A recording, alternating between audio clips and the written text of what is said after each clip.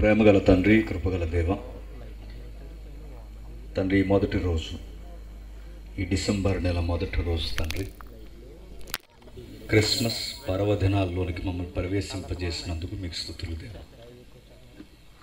అందరికీ పండుగలు ఉన్నాయి, మాకు కూడా పండుగ ఉందని చెప్పుకోవడానికి తండ్రి ఈ వేదిక కాదు తండ్రి. మా కొరకు ఒక రాజు ఇలలోనికి వచ్చాడు.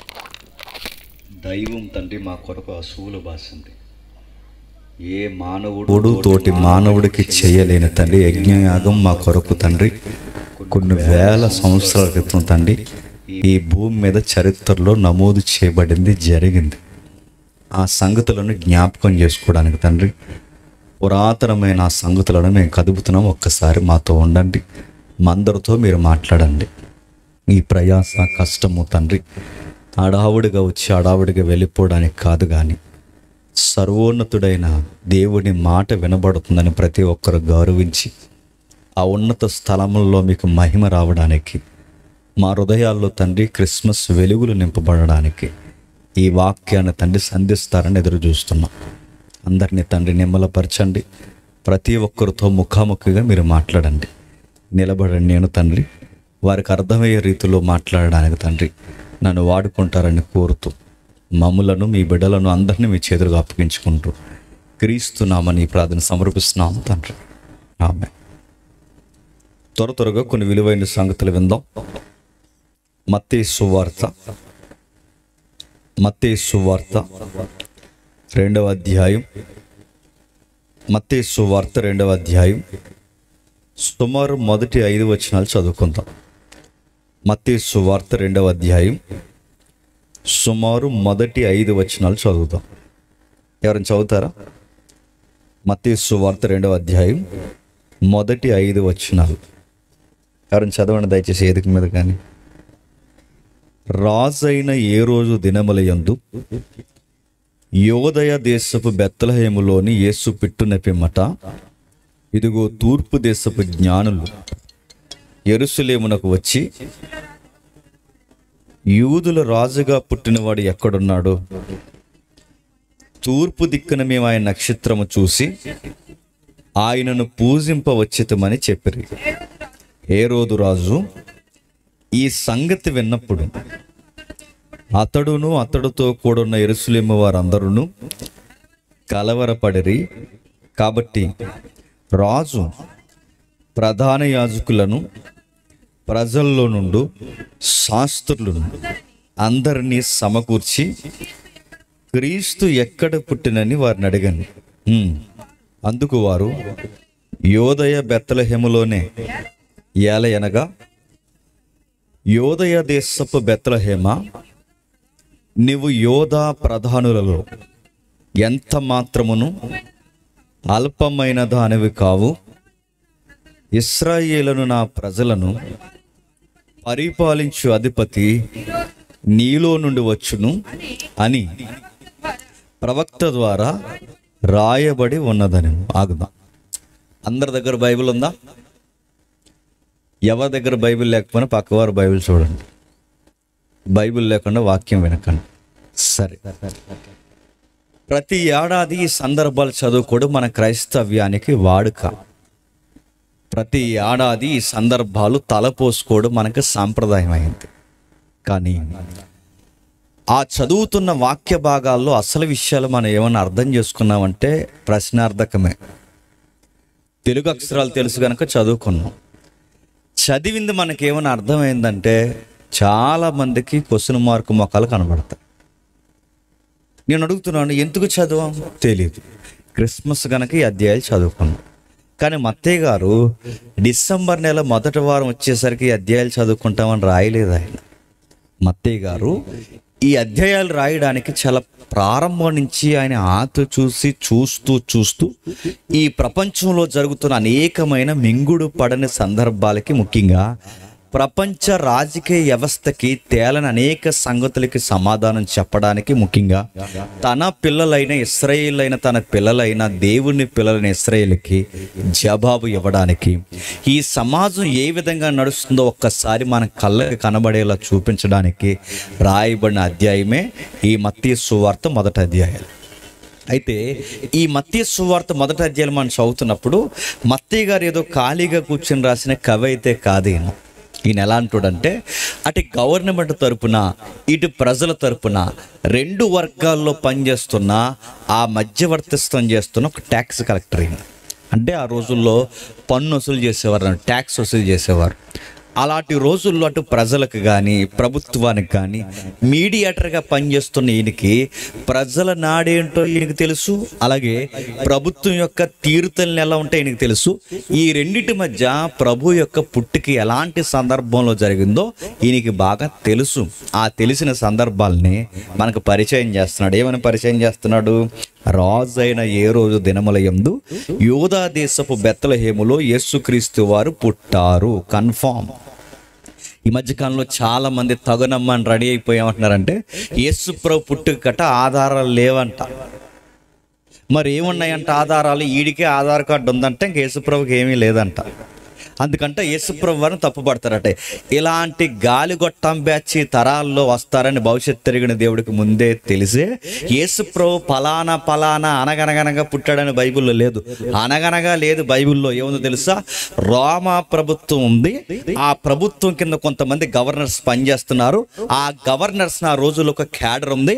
ఆ క్యాడర్ కొన్న పేరేంటంటే హెరోదియన్స్ అంటారు. వాళ్ళు హేరోదులు అంటే గవర్నర్స్ అన్నమాట. అంటే ప్రభుత్వం తరపున ఒక రాష్ట్ర స్థాయిలో పనిచేసే ప్రధాన పౌరుడు ఆ రోజుల్లో ఎవరున్నారంటే హేరోదు.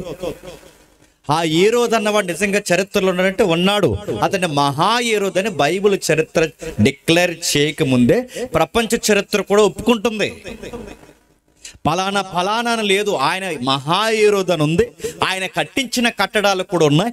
సుమారు 46 సంవత్సరాలు కట్టిన మందిరం ఉంది. ఆ యేసు ప్రభు వారు చూపిస్తారు, ప్రభా ఈ శృంగారం అనే దేవాలయాన్ని చూడు, ఇది 46 సంవత్సరాలు కట్టారని చూసారా? ఆ 46 సంవత్సరాలు కట్టిన దేవాలయం ఎవడ కట్టింది అనుకుంటున్నారు? మహా హేరోదు కట్టింది. అది సొలొమోను మందిరం పడిపోతే, క్షమించండి, సొలొమోను మందిరం బాబిలోనియన్స్, మెడో పెర్షియన్స్ అంటే మాదీయ పారసికులు, అంతకుముందు బాబిలోనియన్స్, ఆ తర్వాత గ్రీకులు, రోమన్స్ దండయాత్రలో పడిపోతే ఆ పడిపోయిన సొలొమోను పునాదుల మీద 46 సంవత్సరాల మందిరాన్ని కట్టించిన ఆ రోజుల్లో ఉన్న గవర్నర్ ఎవరంటే హేరోదు. ఇవన్నీ నేను ఎందుకు చెప్తున్నానంటే ఇది చరిత్ర, ఇది జరిగింది. దీనికి ఎవిడెన్స్ ఉందంటే ఇదిగో ఆయన కట్టించిన కట్టడాల జాగ్రఫికల్ ఎవిడెన్స్ ఉంది. ఆయన రాసిన శాసనాల ఎవిడెన్స్ ఉంది. నిజంగా ఏ రోజు పుట్టంటే ఏ రోజు పుట్టాడు, పరిపాలించాడు. ఆడి క్రూరమైన పరిపాలన ఎంత ఘోరంగా ఉంటుందో చరిత్ర చెప్పకనే చెప్తుంది. అలాంటి టైంలో అతను రాజుగా పిలువబడ్డాడు. అదేంటి? యూదుల రాజు హేరోదు ఎలా అవుతాడు? అసలు హేరోదియన్స్ అంటే ఎవరంటే మీరు ఇంటికి వెళ్ళిన చదవండి, చరిత్ర ఒప్పుకుంటే మీకు యాసావు యాకోబు అన్న బైబిల్ ఉంటారు, తెలుసుగా? మీకు తెలిసిన తెలియకపోయినా తెలిసినట్టు చూడండి. యాసావు యాకోబు అని ఉంటారంటే ఇస్సాక్ గారికి పుట్టారుగా ట్విన్స్. ఆ అబ్రహాం గారు అబ్బాయి ఇస్సాక్ గారికి పుట్టిన 2 కొడుకులు, కవల పిల్లలు, యాకోబు యాసావు. ఆ యాసాకు పుట్టిన కొడుకులే ఎదోమీలు. ఆ ఎదోమీ నుంచి వచ్చిన వారే హేరోది. అంటే ఈ హేరోదు అన్నవాడు పక్కా పుట్టాడు. అతని జాతి ఉంది, అతని జాతి మూలం ఆ యాసావు సంతతి వారు. ఇంకా మీకు అర్థం కావాలంటే మన పెద్దమ్మల కథలు చెప్తారు. ఏమైనా కథలు చెప్తారు? పిల్లలు అన్నం తినకపోయినా, నిద్రపోకపోయినా, ఆ మాట వినకపోయినా కథ చెప్తారు. ఏమనంటే అనగనగా ఒక రాజు, ఆ రాజుకి 7 కొడుకులు. ఆ 7 కొడుకులు పని పాట లేక ఏటకెళ్తే ఇంక ప్రపంచంలో ఏం దొరకలేదని 7 చేపలను పట్టారంట. ఏమవుతుంది? ఈసారి మీ అమ్మమ్మ మీ పెద్దమ్మ ఇంకెవడైనా ఉంటే వాళ్ళని అడగండి. అనగనగా ఒక దేశం అంటున్నావే పెద్దమ్మ, ఏ దేశానికి రాజు అని అడగండి. మీ పెద్దమ్మ దగ్గరకి బాగా వినండి, మీ పెద్దమ్మకి దేశం పేరు ఉండదు. ఏ దేశానికి రాజు పేరేంటని అడగండి, దేశం పేరేంటని అడగండి. అయినా రాజు కొడుకులు ఏ జింకలను కొట్టడానికి పులులను కొట్టడానికి వెళ్ళాలి కానీ చేపలు కొట్టడానికి వెళ్ళడం ఏంటి అని అడగండి. అయినా రాజుకి 7 కొడుకులే పుట్టడం, వీడు ఆడపిల్ల పుట్టలేదని అడగండి. అది కథరా అన్నీ అడగంటదంటే కథకి ఏముండదు? జాగ్రఫీ ఉండదు, కథకి ఏముండదు? హిస్టరీ ఉండదు, కథకి విట్నెస్ ఉండదు. కానీ వాస్తవానికి చరిత్ర ఉంటుంది, భౌగోళిక సాక్ష్యం ఉంటుంది, వ్యక్తుల కదలికలు ఉంటాయి. అవి చరిత్రలో వాస్తవికంగా. అంటే యేసుప్రభు పుట్టిక కథ కాదు. నిజంగా రాజు ఉన్నాడంటే ఉన్నాడు, నిజంగా చరిత్ర జరిగిందంటే జరిగింది. ఆయన అనగనగనగా పుట్టాడని లేదు, పలానా యుగము అలాంటి యుగమని లేదు. పక్కా క్రీస్తు శకం అంటే ఆయన పుట్టికలో పుట్టిన కాలాన్ని గుర్తుపెట్టుకోండి. మొదటి శతాబ్దంలో ఆయన పుట్టాడు. ఆ పుడుతున్న దానిని నమోదు చేస్తున్నాడు. రోమ ప్రభుత్వానికి చక్రవర్తి కైసర్ అంటారు, కైసర్. ఆ కైసర్ కింద పనిచేసే మనుషులు ఉంటారు. వాళ్ళని 4 బఫర్ జోన్స్ గా విడజేస్తారంటే తూర్పు, పరమడ, ఉత్తరం, దక్షిణం. అంటే ఈ తూర్పు, పరమడ, ఉత్తర, దక్షిణంలో సుమారు ఆ దేశానికి 4 జోన్స్ గా విడజేస్తే అందులో యాక్టివ్ జోన్లో ఉన్న వ్యక్తే మహాయేరోదు. ఆ ఏరోదు కాలంలో పుట్టిన వాడే ప్రభు అయిన యేసుక్రీస్తు వారు. ఈ ఏరోదుని యూదుల రాజు అనేవారు. యూదులకి ప్రత్యేకించి రాజు ఏంటి? యూదులకి ప్రత్యేకించి రాజు ఎందుకుండేవాడంటే యూదులకి సాంప్రదాయాలు, నమ్మకాలు, మతమౌద్యము ఎక్కువ. ఆ మత సంబంధమైన సాంప్రదాయాలు ఎక్కువ కనుక వాళ్ళకి మోసే ధర్మశాస్త్రం కానీ, పాత నిబంధన కానీ, ఆచార కర్మకాండలు కానీ ఇవన్నీ పట్టుకెళ్ళి గవర్నమెంట్కి చెప్తే ఈ తగాదాలన్నీ గవర్నమెంట్కి ఎక్కదు. ఎందుకంటే వీళ్ళ సాంప్రదాయాలన్నీ గవర్నమెంట్కి అర్థం కాదు కనుక. ఆ మాట మీకు అర్థమవుతుంది లేదంటే ఈ చక్రవర్తి స్థాయిలోనికి మత గొడవలు, ఇవన్నీ ల్యాండ్ ఇష్యూలన్నీ ఆ స్థాయి వరకు గొడవలు రాకూడదు కనుక కొన్ని గొడవలు సెంట్రల్ వరకు రాకుండా ఉండడానికి స్టేట్లోనే చక్కబెట్టడానికి కొన్ని అధికారాలు పెట్టింది రోమా ప్రభుత్వం. అందులో ఒకటి సన్నిహెడ్రిన్ సభ, పెద్దల సభ అంటారు. దాన్నే ప్రధాన యాజకులు, వాటినే పెద్దల సభ అంటారు. ఈ పెద్దల సభలో తేలిన గొడవల్ని బాగా వినాలి. ఏరోదు దగ్గర తెస్తారు. ఏరోదు దగ్గర కూడా తేలకపోతే పిలాతు దగ్గర తెస్తారు. పిలాతు దగ్గర కూడా తేలకపోతే చక్రవర్తి దగ్గర తెస్తారు. దీన్నే జిల్లా స్థాయి సెషన్స్ కోర్టు అంటున్నాయి మనం. ఆ టైపు కోర్టు వారీగా కొన్ని బెంచ్లు పెట్టారనమాట. వీటన్నిటిలో ఆ రోజుల్లో ఆ ఏరియాకి రాజుగాను ప్రధాన పౌరుడిగా పనిచేస్తున్నది ఎవరంటే హేరోదు. అతను రాజు అనేవారు ఆ రోజుల్లో, యూదుల రాజు అని. ఆ రాజు దగ్గరికి ఎవరు వచ్చారట? తూర్పు దేశపు జ్ఞానులు. బాగా వినండి. వచ్చిన వారు ఏం చేశారు అడుగుతున్నారు చూడండి. యోధా దేశపు బెత్లెహేములో యేసుక్రీస్తు వారు పుట్టిన పిమ్మట తూర్పు దేశపు జ్ఞానులు యెరూషలేమునకు వచ్చి యూదుల రాజుగా పుట్టిన వాడు ఎక్కడున్నాడని ఎవరిని అడిగారట? రాజుని అడిగారట. ఇప్పుడు ప్రశ్న, రాజునే రాజు ఎక్కడని అడిగితే రాజుకి ఎలా ఉంటుందండి? కలవరం వచ్చేసింది. ఆడికి కలవరం వచ్చేసింది, వాడి క్యాడర్కి కలవరం వచ్చేసింది. ఆ సమకాలీన శాస్త్రులు ఎవరైతే ఉన్నారో వీళ్ళందరికీ కలవరం స్టార్ట్ అయింది, కంగారైంది. నేను రాజు ఉండగా మళ్ళీ రాజు అంటున్నాడంటే అపోజిషన్ గవర్నమెంట్ ఏమైనా స్టార్ట్ అవుతుందా? లేదా నా యాములోనే, నా యెరూషలేములోనే, నా యోధా ప్రాంతంలోనే కొత్త గవర్నమెంట్ ఏదన్నా ఫామ్ అవుతే నువ్వేం చేస్తున్నావయ్యా? అక్కడ నీ పరిపాలన నువ్వు కళ్ళు మూసుకుపోయి ఏడ్చావని సెంటర్లో ఉన్న కైసరుని అడిగితే నేను ఏం చెప్పుకోవాలని కంగారు వచ్చేసింది వీడికి. అంటే ఇప్పుడు ఏ స్థాయిలో ఉన్న గొడవ ఇది ఒక పొలిటికల్ ప్రాబ్లం అయిపోయింది. అంటే ఒక రాజకీయ సమస్య అయింది. రాజు అంటున్నారు ఏంటనే వివరముగా ఆయన కూర్చొని తెలుసుకున్నప్పుడు వాళ్ళు కొంచెం అడ్రస్ చెప్పారు. ఏమన్నారంటే ఖగోళంలో ఒక మార్పు జరిగింది, స్పేస్లో కదలికలు మారాయి. ఈ ఖగోళంలో జరిగిన మార్పులు ఏవైతున్నావో, తమ్ముడు సైలెంట్గా ఉండి, ఖగోళంలో జరిగిన మార్పులు ఏవైతున్నావో ఈ మార్పుల గురించి మాట్లాడుకోవడం మొదలుపెట్టారు. అయ్యా చాలా నక్షత్రాలు ఉన్నాయి, ఆ నక్షత్రాల్లో ఒక విచిత్రమైన నక్షత్రం ఉద్భవించింది, ఆ నక్షత్రాల మీద మాకు గ్రిప్ ఉంది. ఖగోళంలో జరుగుతున్న మార్పులు అంటే స్పేస్ మీద మాకు అవగాహన ఉంది. ఒక మాట చెప్పాలంటే ఆ తరానికి వారు సైంటిస్టులు, శాస్త్రులకు మించిన వారు. గుర్తుపెట్టుకోండి, వారు ఎవరైతే ఉన్నారో ఆ సైంటిస్టులుగా పనిచేస్తున్న వాళ్ళందరూ ఎవరైతే ఉన్నారో వాళ్ళ ఖగోళం మీద పట్టుంది. ప్రొఫెసీ అంటే ప్రవచనాల మీద కూడా అవగాహన ఉంది వాళ్ళకి. నక్షత్రం పుట్టింది, మార్పు జరుగుతుంది, నక్షత్రం పుట్టింది, మార్పు జరుగుతుంది.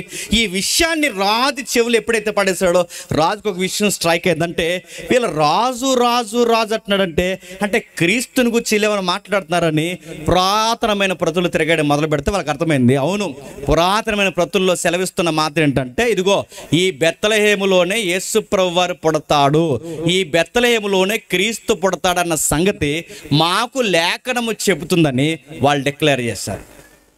వాడు ఎప్పుడైతే డిక్లేర్ చేసి నువ్వు కంగారు ఇస్తుందంటే ఇప్పుడు దేవుడే దీనుడుగా మన దేశంలో పుడుతున్నాడన్న స్పష్టత వాడికి అర్థం కాలేదు. కానీ కొత్త గవర్నమెంట్ ఒకటి రాబోతుందని భయం వేసి ఏం చేశాడు, వాళ్ళు వచ్చిన సంగతిని అంటే నక్షత్రాన్ని చూసిన సమయాన్ని వచ్చిన సమయాన్ని రెండు టాలీ చేసుకున్నారు. ఆ రెండు టాలీ చేసుకున్న తర్వాత వాళ్ళకి తేలింది ఏంటంటే సుమారు 2 సంవత్సరాలు పట్టిందని వాడికి అర్థమైంది. అంటే తూర్పు దేశాల నుంచి జ్ఞానులు వచ్చడానికి, తూర్పు దేశం నుంచి యెరూషలేము ప్రాంతానికి జ్ఞానులు రావడానికి పట్టిన సమయం ఎంత అంటే సుమారు 2 ఏళ్ళు. ఎంత? 2 ఏళ్ళు. 2 సంవత్సరాలను మీరు ఎట్లా చెప్పగలరంటే బైబిల్ చెప్తుంది, బాగా వినండి, మీరు ఇంటికి వెళ్తారు చదవండి. ఎలా చెప్పగలరంటే నక్షత్రం చూసిన సమయము వచ్చిన సమయం రెండింటిని చూసి ఎన్ని సంవత్సరాల్లో పిల్లల్ని చంపేమన్నాడు? 2 సంవత్సరాల్లో పిల్లల్ని చంపేమన్నాడంటే 2 సంవత్సరాల లోపనే పిల్లలకే ఎంతగా సంఖ్య పెట్టాడంటే వాళ్ళు చూసిన సమయానికి వచ్చిన సమయానికి పట్టిన సమయం ఎంత? 2 ఏళ్ళు. అందుకే 2 ఏళ్ళ పిల్లల్ని చంపేమని. బాగానండి, 2 ఏళ్ళు ప్రయాణం చేస్తారంటే ఎంత దూరపు ప్రాంతం నుంచి వచ్చారు? తూర్పు ప్రాంతాలంటే ఇదిగో మన దగ్గర నీ తూర్పు ప్రాంతం ఉంది, మన బంగాళాఖాతం దగ్గర వరకు, ఈ బంగాళాఖాతం దగ్గర వరకు నీ జంబో ద్వీపం అని పిలవబడుతున్న ఈ భారతదేశం వరకు తూర్పు భూభాగమే అంటారు. అంటే సుమారు ఈ పరిసర ప్రాంతాల నుంచి ఆఫ్ఘనిస్తాన్, పాకిస్తాన్, ఇంకా మోహన్జాదోర్ ఏదైతే ఉందో ఆ ప్రాంతాలు, ఇంకా పైకి పోతే ఇరాన్, ఇరాక్, ఈ ప్రాంతాలన్నీ తూర్పు ప్రాంతాలు అంటారు. దేనికి తూర్పు ప్రాంతాలంటే బైబిల్లో ఒక సముద్రం ఉంటుంది, మధ్యధరా సముద్రం అని. ఈ మధ్యధరా సముద్రానికి తూర్పునున్న ప్రాంతాన్నే తూర్పు దేశాలు అంటే. మీకు అర్థమైపోయినా అర్థమైనట్టే చూడండి, ముందుకెళ్ళేసరికి కానీ అర్థమవుతాయి. అయితే ఈ మధ్యధరా సముద్రానికి తూర్పు పరమట అంటే తూర్పునున్న ఈ సముద్రానికి తూర్పునున్న ప్రతి భూభాగాన్ని తూర్పు దేశాలు అంటారు. దానికి పరమడున్న ప్రాంతాన్ని పరమట దేశాలు అంటారు. అంటే వెస్ట్ ఈస్ట్ అంటే మన ఈస్ట్ కంటే సుమారు ఇక్కడ వరకు, అంటే మధ్యధరా సముద్రం మొదలుకొని ఈ బంగాళాఖాతం మనకు పక్కన కనబడుతుంది, ఈ బంగాళాఖాతం వరకు ఈ ఆరణ్యాలంతటిని తూర్పు భూభాగం అంటారు. అంటే సుమారు ఇక్కడి నుంచి ప్రయాణం చేస్తే ఆ రోజుల్లో కార్లు లేవు, ఆ రోజుల్లో విమానాలు లేవు, ఆ రోజుల్లో వెళ్ళడానికి వేగవంతమైన వాహనాలు లేవు. వెలిస్తే వీళ్ళ గుంపులుగా బయలుదేరితే నడిచి వెళ్ళాలి, లేదా ఒంటెలు వాడుకోవాలి. ఇలా వాడితే వాళ్ళకి పట్టిన సమయం ఎంత తెలుసా?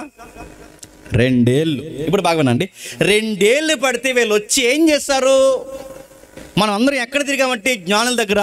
వాళ్ళు 2 ఏళ్ళు ప్రయాణం చేసి వస్తే ఏం చేశారనగా మనం ఏం చెప్పామంటే బంగారము చెప్పండి, సాంబ్రాణి చెప్పండి, బోలం నడుతాం. 2 ఏళ్ళు ప్రయాణం చేసి వచ్చి కేవలం బంగారం, సాంబ్రాణి, బోలం ఇవ్వడానికి వచ్చారంటే వినడానికి ఏమన్నా బాగుందా? ఇంకా మీకు రైట్ డిఫెన్స్ అనిపిస్తే ఒక మాట చెప్తాను వినండి. ఇజ్రాయెల్ దేశంలో సాంబ్రాణి దొరకదా? ఇజ్రాయెల్ దేశంలో బంగారం దొరకదా? ఇజ్రాయెల్ దేశంలో బోలం దొరకదా?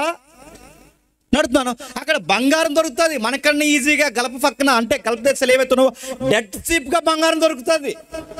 అక్కడ బంగారం దొరకదని వీళ్ళ బంగారం పట్టుకెళ్ళారా?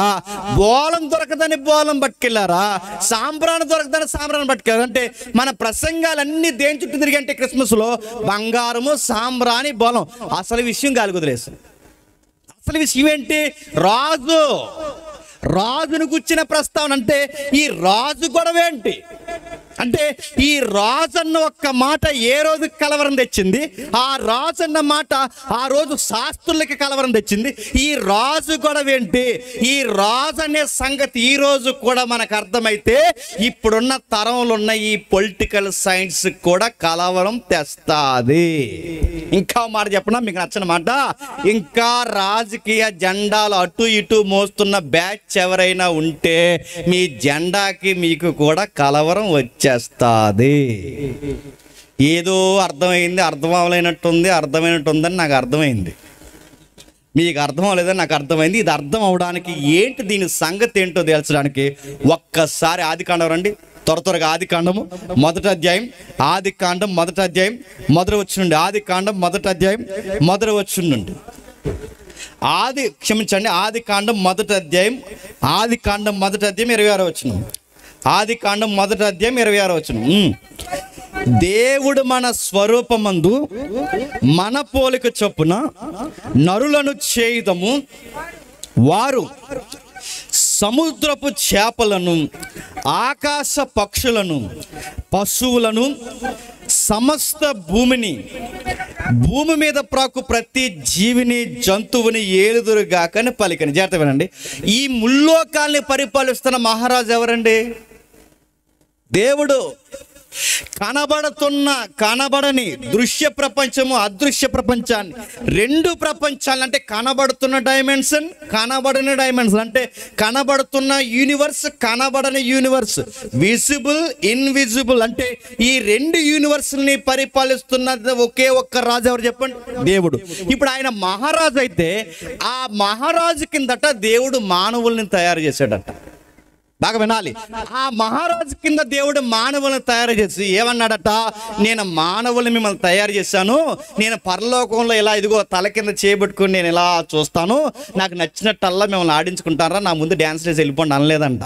మరి ఏం చేశాడట? గుర్తుపెట్టుకోండి, దేవుడు అన్నవాడు పరలోకంలో ఒక ఆలోచన కలిగి భూమి మీద మానవులను పుట్టిస్తే ఆ మానవులను పుట్టించిన దేవుడు ఈ మనుషుల్ని ఎలా తయారు చేసిన? బానిసలుగా తయారు చేయలేదు.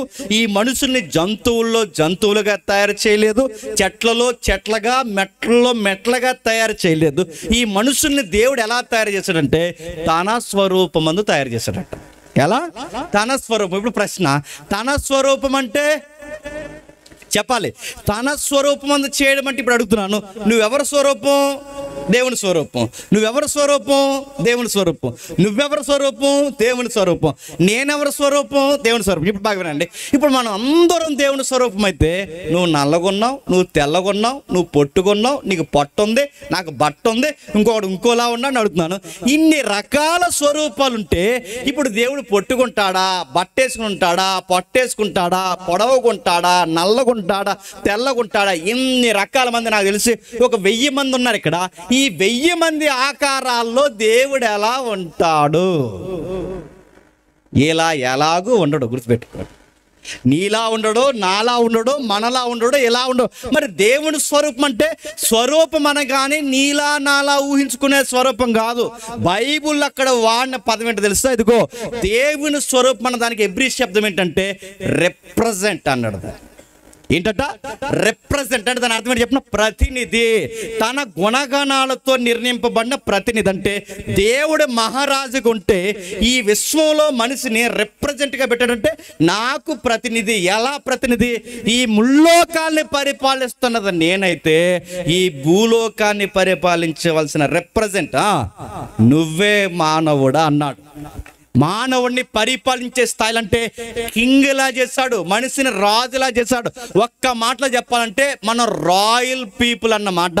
దేవునికి రాజరికపు వంశం అంటే రాజులైన యాజక సమూహం అంటామే. ఆ అనాది సంకల్పంలోనే మన రాజరికంగా మనల్ని తయారు చేశాడు. అందుకే ఏలాలి అన్నాడు. ఏం ఏలాలి? పక్షుల్ని ఏలాలి. చెప్పండి, జంతువుల్ని ఏలాలి, ఎగురుతున్న ప్రతి పక్షిని ఏలాలి, ప్రతి జీవిని ఏలాలి, సముద్రంలో పైన ప్రతి జీవిని ప్రకృతిని ఏలాలి. ఇప్పుడు ప్రశ్న, ఇద్దరు మనుషులను తయారు చేసి ఇంత యూనివర్స్ని ఇన్ని జీవుల్ని ఏలమంటే వాళ్ళిద్దరి వల్ల అవుతాదా? నేను బైబిల్ నేర్చుకున్న కొత్తలో అడిగాను బైబిల్ టీచర్ని, ఇద్దరు మనుషులను తయారు చేసి వీళ్ళందరినీ ఇన్ని జీవుల్ని పరిపాలించమంటే ఎలా పరిపాలించాలి? అసలు పరిపాలించడం అంటే ఏంటని అడిగితే ఆ రోజుల్లో ఆయన అన్నాడు నాతో, పరిపాలించడం అంటే ఏం లేదు, కర్రట్టుకుని తిరగడం అన్నాడు. నడుతున్నాను. ఒకవేళ కరెక్ట్గా తిరగమే ఒకవేళ పరిపాలించడం అయితే 84 లక్షల జీవరాశుల వెనకాల ఒక మానవుడు కర్ర పట్టుకుని ఎలా తిరుగుతాడు? ఇంకా ప్రశ్న, సముద్రంలో ఈ రోజుకి మింగుడు పడిన అనేక రకాల జీవులు ఉన్నాయా లేదా? తెలియని జీవరాశి చాలా ఉంది. ఇప్పటికీ అమెజాన్ అడవుల్లోకి పోతే లేదా ఈ ఎడారి ఏదైతే సహారా ఎడారిలోకి పోతే ఇప్పటికీ మనకు తెలియని చాలా జీవరాశి ఉంది. ఇంత జీవరాశిని మానవుడు ఎలా పరిపాలించగలడు? పరిపాలించడం అంటే మనం అనుకుంటున్నాం ఏదో గేదెలు మేపుతున్నట్టు, గొర్రెలు మేపుతున్నట్టు అనుకుంటున్నాం.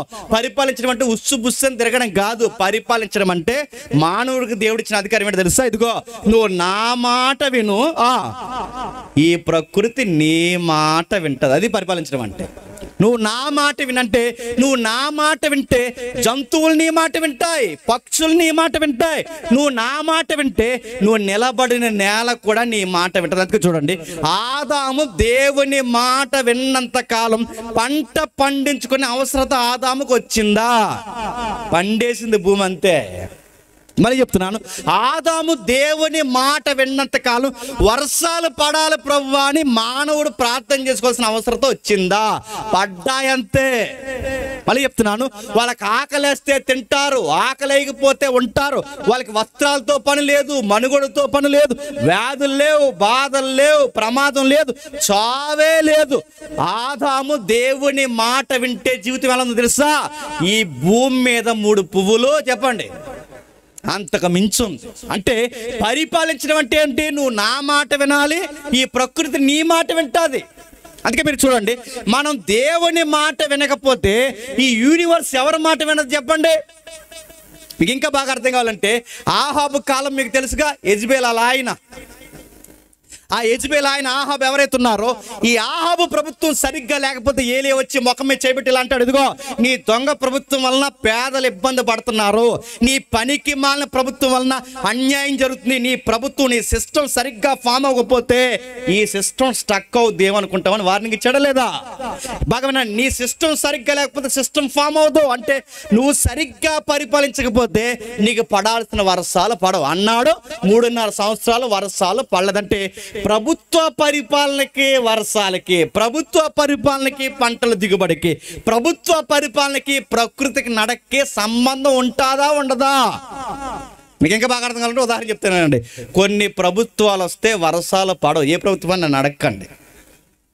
కొన్ని ప్రభుత్వాలు వస్తే ఊర్లు కొట్టిపోతాయి, ఆ ప్రభుత్వం కూడా ఏంటని అడగండి. ఏమని అర్థం అంటే, ప్రభుత్వాలకి ప్రకృతికి, ప్రభుత్వాలకి వర్షాలకి, ప్రభుత్వాలకి పంటలకి సంబంధం ఉంటుంది. అందుకే దేవుడు మానవుని తయారు చేసినప్పుడు జంతువుల్లో జంతువుగా తయారు చేయలేదు. ఈ ప్రకృతికి నీకు సంబంధం ఉంది, నువ్వు నాతో సంబంధం కలిగి ఉంటే చెప్పండి, ఈ నేల నీతో సంబంధం కలిగి ఉంటుంది, ఈ ప్రకృతి నీతో సంబంధం కలిగి ఉంటుంది. అందుకే ఆదాము మాట వినలేదు, దేవుని మాటను పక్కన పెట్టాడు, తన భార్య మాట విన్నాడు. దేవుడు పర్టికులర్గా పాయింట్ నొక్కాడు, నీవు నీ భార్య మాట విని. ఎప్పుడైతే ఆదాము దేవుని మాట కాదని భార్య మాట ఎప్పుడైతే విన్నాడో, పండే పంట పండిందా? తనకు కావలసిన జీవవృక్షాలు వచ్చాయా? రాలేదు. చివరికి ఏమైంది? బట్టకేడ్చాడు, కూడికేడ్చాడు, నీడకేడ్చాడు, చివరికి అనారోగ్య సమస్యలతో మగ్గిపోయాడు. చివరికి ఏమయ్యాడు? గుప్పడి మెతుకుల కొరకు పరిగెట్టి పరిగెట్టి పరిగెట్టి పరిగెట్టి మట్టే గనక మట్టి అయిపోయాడు. ఇప్పుడు చెప్పండి, ఆదాము అనంతమైన జీవితంలో బ్రతుకుతూ ఒక రాయల్ ప్రీస్ట్గా, ఒక రాజైన యాజక సమూహం ఉండాల్సిన ఆదాము ఏమైపోయాడు తెలుసా? మట్టిలో మట్టి అయిపోయాడు. ఏమర్థం అవుతుంది? తన మొదటి రాజరికాన్ని ఆదాము పోగొట్టాడు. ఇంకా మీకు బాగా అర్థం కావాలి అంటే, తన రాజరికపు పరిపాలన ఈ ప్రకృతిలో మానవుడు సరిగ్గా చూపించలేకపోయాడు, అన్ఫిట్ అయిపోయాడు. తన భార్య మాట విన్నాడు, చెయ్యొద్దన్న పని చేశాడు, ఆదాము పడ్డాడు. రెండవది, ఆదాము ద్వారా జరగాల్సిన పరిపాలన ఆదాము చేయకపోతే ఆ తర్వాత దేవుడు మళ్ళీ అదే బ్లెస్సింగ్స్ దేవుడు ఎవరికి ఇచ్చాడు తెలుసా? నోవహుకి ఇచ్చాడు. ఎవరికి ఇచ్చాడు? నోవహుకి. ఇదిగో నీ ద్వారా సమస్త భూమిని, నీ ద్వారా సమస్త జీవరాశిని నీ ద్వారా ఆశ్రయిస్తాను నోవహుకి ఇస్తే, నోవహు ఏం చేశాడు? ద్రాక్షరసం దాగి పడిపోయాడు. ఆదామేమో పండు తిని పడ్డాడు, నోవహు ఏమో ద్రాక్షరసం తాగి పడ్డాడు. ఈ ద్రాక్షరసం తాగి నోవహు పడితే ఆ నగ్న దేహాన్ని ఎవరు చూశారట?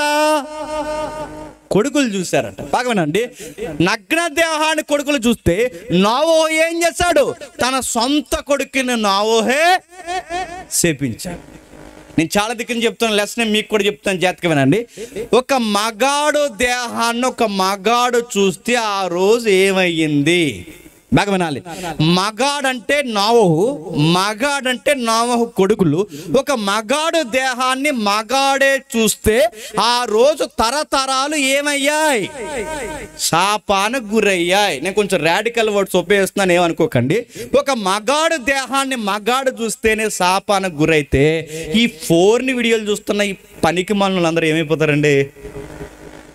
ఈ ఫారెన్ సైట్లు చూస్తున్న వాళ్ళందరూ ఏమైపోతారు? ఈ బ్లూ ఫిల్మ్ చూస్తున్న వాళ్ళు ఏమైపోతారు? ఈ వాలుపాసులు చూసి సొంగగాచున్న ఈ బ్యాచ్ అంతా ఏమైపోతారు? నగ్న దేహాలతో ఊరేగుతున్న వాళ్ళందరూ ఏమైపోతారు? పొరుగు దేహాలు చూసి గుర్రపు చెకిలాలు చెకిలిస్తున్న వాళ్ళందరూ ఏమైపోతారు? నాశనం అయిపోతారు. మళ్ళీ చెప్తున్నాను, ఆ రోజు ఒక మగాడి దేహాన్ని మగాడు చూస్తే ఎంత నాశనం అయితే, నీకు సంబంధం లేని దేహాలను చూసుకుంటూ తిరిగితే ఏమవుతావు? ఆదాము ఏమయ్యాడు? బాగున్నాడు, పడ్డాడు. నోవహు ఏం చేశాడు? ద్రాక్షరసం తాగబడ్డాడు. ఆయన రాయల్టీని పోగొట్టాడు. చెప్పండి, ఈయన రాయల్టీని పోగొట్టాడు. తర్వాత మరొక ఆయన దేవుడు ఎంపిక చేసుకున్నాడు. ఆ తర్వాత ఎంపికలో వచ్చిన వ్యక్తే అబ్రహాం. ఎవరు? వినండి, బాగా వినండి. మత్తయి సువార్తలో రాజరికం ఏంటో చూస్తున్నాం, మర్చిపోవద్దు. మరలా రాజరికంలోకి వచ్చింది ఎవరు? అబ్రహాం. అబ్రహాముకి దేవుడు ఏమన్నాడు తెలుసా? నీ ద్వారా సమస్త వంశములను దీవిస్తాను, నీ ద్వారా ప్రపంచాన్ని ఆశీర్వదిస్తాను, ప్రజలకి నాకు మధ్యవర్తిత్వంగా నీ సంతానాన్ని పెడతానన్నాడు. అబ్రహాం ఏం చేశాడు? వాగ్దాన భూమిలో ఉండవయ్యా అంటే కరువు వచ్చిందని చెప్పి తన అందమైన భార్యను పట్టుకుని ఐగుప్తికి వెళ్ళాడంట. ఐగుప్తికి వెళ్తున్నప్పుడు మరి ఎవడు చెప్పాడు ఏంటో తెలియదు, కానీ ఐగుప్తుల ఆహారం దొరుకుతుందని చెప్పారు, ఐగుప్తుల అధికారం ఉందని చెప్పారు, ఐగుప్తులు అన్నీ ఉన్నాయని చెప్పారు. కానీ ఐగుప్తులు అన్నీ ఉన్నాయి, కానీ ఐగుప్తిలో విలువలు లేవు. ఒకరి పట్ల ఒకరు గౌరవం లేదు, పొరుగోడు సంసారం పట్ల గౌరవం లేదు. ఈ విషయం అబ్రహాంకి అర్థమైంది. అక్కడ ఆహారం దొరుకుతుంది, అధికారం ఉంటుంది, అన్నీ ఉంటాయి, కానీ విలువలు లేవన్న సంగతి ఎప్పుడైతే అబ్రహాంకి అర్థమైందో సీరియస్గా తన భార్యకు ఒక మాట అన్నాడు. నువ్వు చాలా అందంగా ఉంటావు, నీ అందం నా ప్రాణానికి ప్రమాదం అయ్యేలా ఉంది, అందుకే నేను ఏమంటానంటే అందరూ చూస్తుండగా నేను చెల్లి అంటాను, అందరూ చూస్తుండగా నువ్వు నన్ను సీరియస్గా. ప్రపంచంలో ఏ భర్త ఎవరికి ఇలాంటి పరీక్ష పెట్టకూడదండి. తన భార్యకి పరీక్ష పెట్టాడు. నేనేమో చెల్లి అంటాను, నువ్వేమో చెప్పండి నన్ను సీరియస్గా అన్నయ్య అంటే ఆవిడ కనీసం ఎదురెత్తే బాగుంది, ఏంటంటే నన్ను అన్నయ్య ఇదంతా సెట్ అవుదంటే బాగుంది. ఆవిడ ఎలాంటిదంటే ఆయన ఏం చెప్పినా చేస్తుంది. సరే చేసింది. అన్నయ్య అని సీరియస్గా ఆవిడ పిలిచేస్తుంది, చెల్లి అని సీరియస్గా పిలిచేస్తున్నాడు. ఆడ సింహాసనం కూర్చుని అబ్రహాం గారిని బావగారు అనుకుంటున్నాడు. ఆడు ఎవడు? ఐగుప్తు రాజు. ఆ పిలిచాడు, గిఫ్ట్ల మీద గిఫ్ట్లు ఇచ్చేసాడు. మొత్తం మీద ఈ చెల్లిని ఏదోలాగా తన చెంతకి తెచ్చుకుని పెళ్లి చేసుకుందాం అనుకున్నాడు. రాత్రికి దేవుడు ప్రత్యక్షమే తెల్లారేసరికి శారమ్మను పంపలేదంటే నీ మక్కిల మీద దాన్ని ఎత్తన్నాడు దేవుడు. నువ్వు పొరుగుడు సంసారంలో దూరుతున్నారు అబ్బాయి, నిన్ను నీ కుటుంబాన్ని వ్యాధుల చేత నలిపేస్తాను ఏమనుకుంటున్నావు? తెల్లారిసరికి పంపి ఆమె ఆల్రెడీ పెళ్ళి అయిన అమ్మాయి, ఆమె మ్యారీడ్ అమ్మాయి, ఏమనుకుంటున్నావు? కనిపిల్లి అనుకుంటున్నా, 60 సంవత్సరాల పిల్లకని చెప్పాడు. అప్పటికి ఆవిడకి వయసు ఎంత? 60 ఏళ్ళ శారమ్మ, ఇంక 20 ఏళ్ళ అమ్మాయి అనుకుంటున్నాడు. వాడు తీసుకెళ్ళిపోయాడు. ఆ తీసుకెళ్తే దేవుడు చెప్పాడు తెల్లారిసరికి పంపలేదంటే ఏమనుకున్నాను, కానీ వాడి కంగారు అయిపోయింది. అబ్రహాం పిలిచాడు, పంపించేశాడు. అరే బాబు, మీ చెల్లి కదంట, మీ ఆవిడంట, నాకు ఇలాంటి మాట చెప్పావు, దేవుడు నాకు గట్టి వార్నింగ్ ఇచ్చాడు, అర్జెంటుగా తీసుకెళ్ళిపో అంటే వచ్చేవాడు ఖాళీగా రాకుండా అనవసరమైన ఐగుప్తీలు అడుగుపెట్టిన అబ్రహాం గారు వస్తూ ఒక భారభరితమైన శాపం మీద ఎట్టుకుని వచ్చాడు. ఆగరణ తెచ్చాడు, అనవసరమైన పెట్టుబడులు తెచ్చాడు, ఇంకా ఏం తెచ్చాడు? ఒక భయంకరమైన ప్రవచనం తెచ్చుకున్నాడు. ఆ ప్రవచనం ఏంటో తెలుసా? ఇదే ఐగుప్తిలో నీ పిల్లలు 400 సంవత్సరాలు చెప్పండి బానిసలుగా ఉంటారని ఒక చేదైన ప్రవచనం తెచ్చుకున్నాడు. మీకు అర్థమవుతుందో లేదో, ఆదాము ఒకలా డిస్టర్బెన్స్ అయ్యాడు చెప్పండి, నోవహు మరొకలాగా డిస్టర్బెన్స్ అయ్యాడు. ఇప్పుడు చెప్పండి, అబ్రహాము మరొకలాగా తన రాయల్టీ పోగొట్టాడు. ఇప్పుడు తన గర్భాన్ని వచ్చిన ఈ ఇశ్రాయేల్ 400 సంవత్సరాలు ఐగుప్తిలో బానిసలుగా ఉన్నారు. ఉన్నవారిని మళ్ళీ వాళ్ళని ఏమని కోరుకున్నాడు దేవుడు? ఒకసారి మీరు చూడండి, అదే నిర్గమకాండం, ఒకసారి నిర్గమకాండం 19వ అధ్యాయం 6వ వచనం, నిర్గమకాండం 19వ అధ్యాయం 6వ వచనం, నిర్గమకాండం 19వ అధ్యాయం 6వ వచనం. ఎవరైనా చదవండి. నిర్గమకాండం 19వ అధ్యాయం 6వ వచనం ఎవరైనా చదవండి. సమస్త భూమియు నాదే కదా, మీరు నాకు యాజక రూపకమైన రాజ్యముగాను పరిశుద్ధమైన జనముగాను ఉందురని చెప్పిన. బాగా అర్థమవుతుందో లేదో, ఆ రాయల్టీ అనేది మొదటి నుంచి దేవుడు మానవుల పట్ల చూడాలనుకుంటున్నాడా లేదా? ఆదాము దగ్గర పరిపాలించేవాడిగా ఆదాము ఉండాలనుకున్నాడు, నోహు దగ్గర పరిపాలించేవాడిగా నోహు ఉండాలనుకున్నాడు, అబ్రహాం దగ్గర సమస్త భూమికి ఆశీర్వాదకరంగా రాయల్టీగా ఉండాలనుకున్నాడు. ఇప్పుడు అబ్రహాం పిల్లలు ఇశ్రాయేల్ ద్వారా ఏమనుకుంటున్నాడు? సమస్త భూమి నాదే కదా, మీరు సమస్త భూమికి ఎలా ఉండాలి తెలుసా? రాజ్యము కంటే రాజులైన సమూహంగా ఉండాలని కోరుకుంటున్నాను. ఉన్నారేళ్ళు 40 ఏళ్ళు, బాగా 40 ఏళ్ళు ఈ అరణ్యంలో నడిపిస్తుంటే 430 సంవత్సరాలు ఐగుప్తిలో బానిసలుకున్న వీళ్ళు బయటికి రావడానికి ఒక నాయకుడిని పుట్టించాడు. ఆ నాయకుడి పేరుని చెప్పండి, మోసే. ఆ నాయకుడు బయటకు వస్తే నాయకుడు ఏం చేశాడు? బండతో మాట్లాడవై అంటే బండను కొట్టాడు. నా ఇశ్రాయేలు పరిశుద్ధులు ఎదురు నా పరిశుద్ధతను కాపాడవై అంటే తన పరిశుద్ధతను తగ్గించాడు. మోసే వద్దన్న పని చేశాడు. నాయకత్వంలో సరిగ్గా నిలబడలేకపోయాడు. మోసేని ఇలా రమ్మన్నాడు, ఆ పర్వతం ఎక్కి చూడమన్నాడు, అదే వాగ్దాన భూభాగం అన్నాడు. బాగుందన్నాడు మోసే, నువ్వు వెళ్ళవన్నాడు మోసే. ఏ ప్రభు అంటే నువ్వు ఆజ్ఞ అతిక్రమించావు, ఇశ్రాయేలీలైన నా సంఘం ఎదుట నా పరిశుద్ధతను తగ్గించావు కనుక నువ్వు ఫెయిల్యూర్ అయ్యావు అన్నాడు. నీకు అర్థమవుతుందా? ఆదాము ఒకలా ఫెయిల్ అయ్యాడు, నోవహు ఒకలా ఫెయిల్ అయ్యాడు, అబ్రహాం ఒకలా ఫెయిల్ అయ్యాడు, ఇప్పుడు మోసే మరోలా ఫెయిల్ అయ్యాడు. ఈ ఇశ్రాయేల్ని పరిపాలించిన వారి తర్వాత ఇశ్రాయేలుకి దేవుడు న్యాయాధిపతుల్ని పంపించాడు. ఎవరు పంపించాడు? న్యాయాధిపతులు. బాగా వినాలి, జాగ్రత్తగా వినండి. ఈ న్యాయాధిపతులు సుమారు 350 సంవత్సరాలు పరిపాలించారు. ఎన్ని సంవత్సరాలు? 350 సంవత్సరాలు. ఈ 350 సంవత్సరాలు సుమారు 24 మంది న్యాయాధిపతులు వస్తే ఒక్క న్యాయాధిపతి తినంగా ఉన్నాడండి. ఒక ఆయనేమో బాగానండి, ఒక పిరుకోడిని న్యాయాధిపతిని చేస్తే ఆయన పోయి బంగారం సొక్కాయి చేయించుకున్నాడు.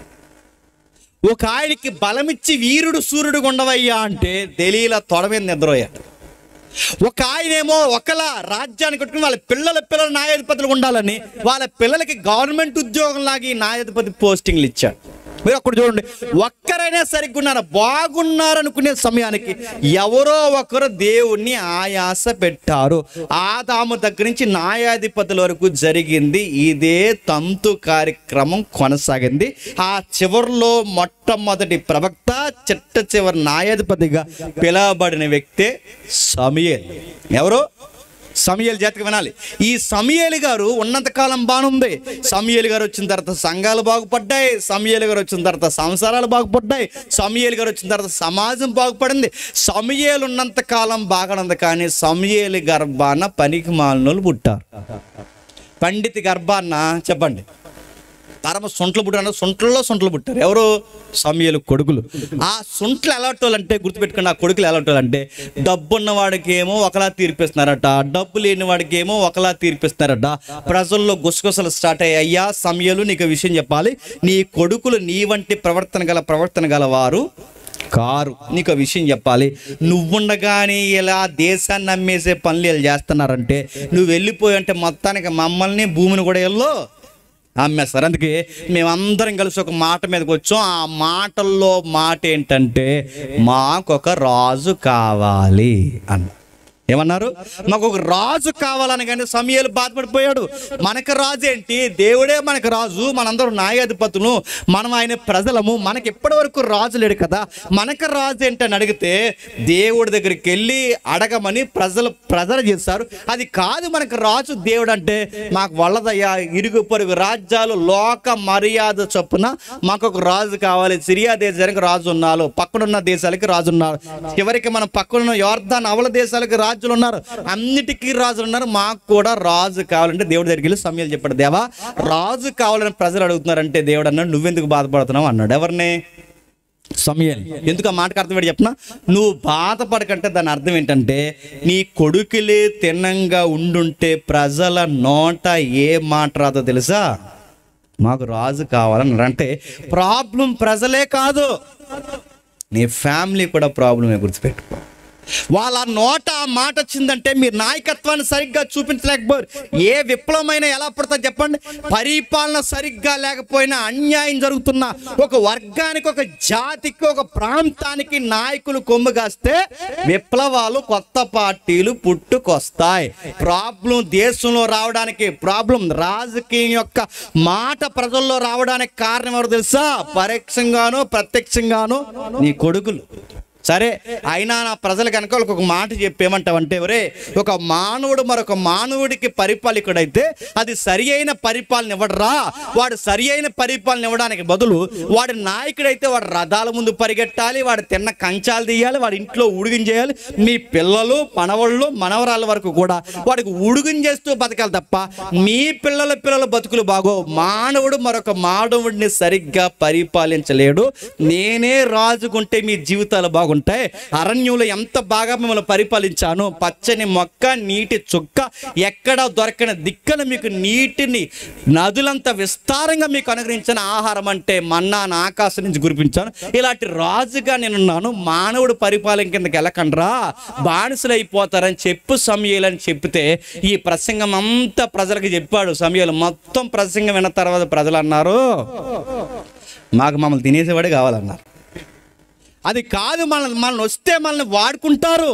ఒక నాయకుడైతే వాడి పిల్లల మనవల్లో బాగుపడతారు. మన కింద ఉన్న వాళ్ళకి సరి అయిన రాయితీలు కూడా రావని దేవుడు చెప్తాడంటే మాకు అన్ని అనవసరం, మాకు రాజు కావాలంటే దేవుడు అన్నాడు వాళ్ళు అడిగినట్టే వాళ్ళకి రాజుని ఇచ్చి. అంటే అప్పుడు ఒక పొడవుగా ఒక మనిషి కనబడుతున్నాడు. ఆ పొడవైన ఇశ్రాయేలులో కనబడిన పొడవైన మనిషే సౌలు. మీకు అర్థమైపోయినా అర్థమైనట్టే చూడండి.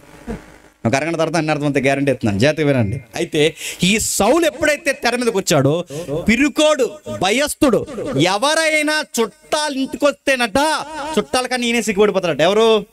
సమూయేలు. ఎవరైనా మీరు చదవండి కావాలంటే చరిత్ర. ఇంటికి వెళ్ళిన తర్వాత సమూయేలు ఇంటికి కొత్త వాళ్ళు ఎవరైనా వస్తే పోయి మిద్ది మీద దాక్కునేవాడట. ఎవరైనా వస్తే లోపల పోయి దాక్కుని అంటే ఒక పిరుకోడు, ఒకరితో మాట్లాడ రాదు, కమ్యూనికేషన్ స్కిల్స్ లేవు, పొలిటికల్ సైన్స్ అంటే ఏంటో తెలియదు, అతనికి లౌకికమైన జ్ఞానం లేదు, మాట్లాడడం రాదు, ఏమీ లేని అమాయకుడిని, గాడిదల వెనకాల తిరిగి అమాయకుడిని దేవుడు రాజుని చేస్తే 2 ఏళ్ళు పరిపాలించేసరికి ఇంకెవ్వడో పచ్చకుండకూడదన్నంత అసూయపరుడు అయిపోయాడంట. అంటే ఆయనకన్నా ఎవడో మంచి బట్టలు వేసుకోకూడదు, ఆయనకన్నా ఎవడో పొగడబడకూడదు, ఆయనకన్నా ఎవడన్నా పొగడబడితే ఆ పొగడబడినవాడు చచ్చే వరకు మనిషికి నిద్ర రాదంట. సౌలుకి 1000 అన్నారట, దావీదుకి 10,000 అన్నారట. పాట పాడినోళ్ళని పాడించుకున్నోడు సంగతి కూడా చూసే వరకు కొనకనన్నాడట. అంత అసూయపరుడు అయిపోయాడు. పరిగెట్టించాడు. మీకు తెలుసు ఆ అమాయకుడిని గొర్రెలు కాసుకున్న సామాన్యమైన గొర్రెల కాపరైన ఒక అమాయకుడిని దావీదుని 2 ఏళ్ల తర్వాత కుర్రోడిని పొగిడారని. అంటే 13 నుంచి 16 సంవత్సరాలు ఒక ముక్కు పచ్చలారని ఒక నూగు మీసాల కుర్రోడిని పొగిడారని 40 ఏళ్ళు 50 ఏళ్ళున్న వయసున్న కుర్రోడిని ఈ పెద్ద ఆయన ఆ కుర్రోడిని చూసి ఏడ్చాడంటండి. పరిగెట్టించాడు. ఈ ఉరుకులు పరుగుల జీవితంలో ఒక భయం వచ్చేసింది దానికి. ఏంటంటే నేను బతుకుండగానే దావీదుని ఇలా పొగుడుతున్నారంటే రేపు పొద్దున్న నేను బతుకుండగానే అధికారికంగా ప్రజలు కోరుకున్న రాజు అయిపోతే నేనేమైపోవాలి, నా కొడుకులు ఏమైపోవాలని అధికారం పిచ్చుతో దావీదుని చంపాలని పరిగెట్టి అసూయలో చివరికి ఏమని తెలుసా, సూసైడ్ చేసుకుని చచ్చిపోయాడు. నా మాటలు మీకు అర్థమవుతున్నా లేదో?